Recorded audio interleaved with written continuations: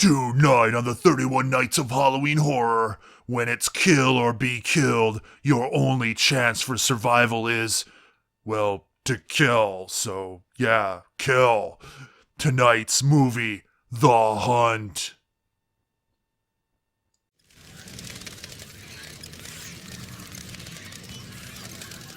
Hello, everybody, and welcome back to the 31 Nights of Halloween Horror!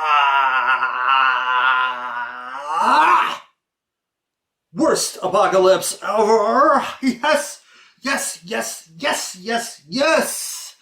Did I mention yes? Anyways, episode number 9, coming off of last night's murderiffic giallo slasher, A Bay of Blood.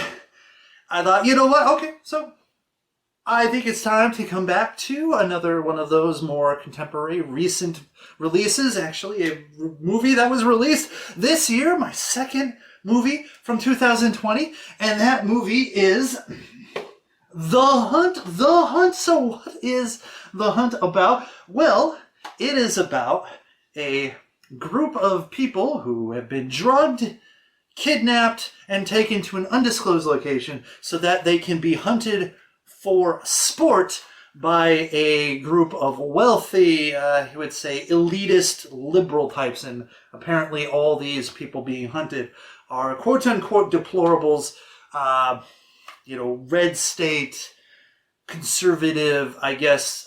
It doesn't matter because all these characters are really overblown caricatures for the most part, and ridiculous stereotypes.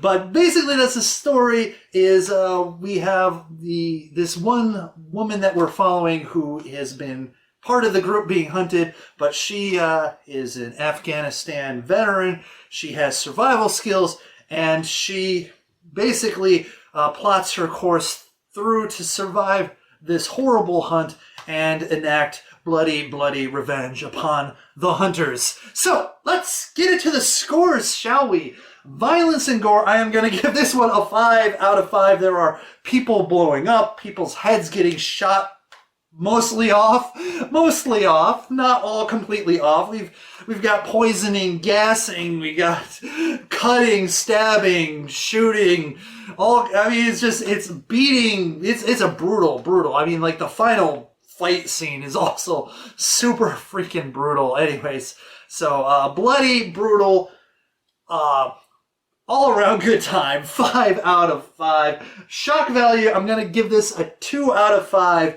There are a couple good little shocks in this movie, but overall, nothing too spectacular. I think maybe the shock of some of the deaths can get you here and there, and also the shock of the reveal of why this is all happening, which is actually funny and stupid at the same time.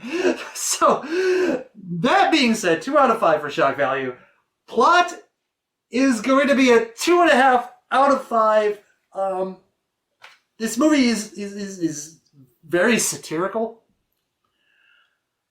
Not very original, though it does take a kind of interesting take on this, and I find that to be creative and worthwhile.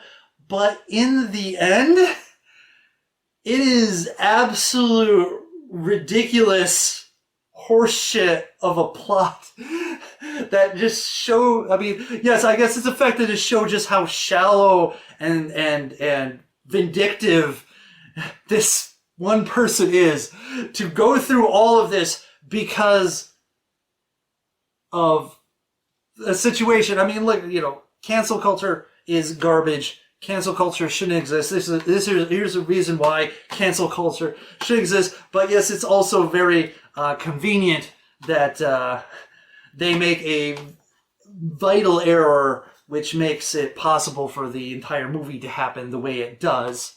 And anyways, yeah, I'm gonna say that 2.5 out of 5. Look, I know some people are going to be upset with this because they're going to think, no, the plot was actually much more brilliant than that. And I'm like, I'm not disagreeing that the plot had some brilliance in it. It's just, for me, the overall ridiculousness does tend to lower that plot score.